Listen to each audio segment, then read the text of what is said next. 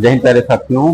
किसी भी एग्जाम के लिए एक तैयारी जो होती है वो बेहतर प्लानिंग के साथ करना चाहिए हमें। और प्लान का पहला हिस्सा होता है कि उसका पाठ्यक्रम आप याद करिए, पहले की पाठ्यक्रम क्या है, क्या आपसे पूछा जाएगा। जैसे अगर हम बात कर लें तो उत्तर प्रदेश के दरोगा में जो संविधान जो 16 से 17 क्वेश्चन आते हैं, उसका सिलेबस आप देखेंगे तो इतने टॉपिक उन्होंने दे रखा है और इन सभी टॉपिकों को आपको 100% तैयार करना होता है। इसके बाद ही कहीं जाकर के आप एग्जाम में शामिल होइए।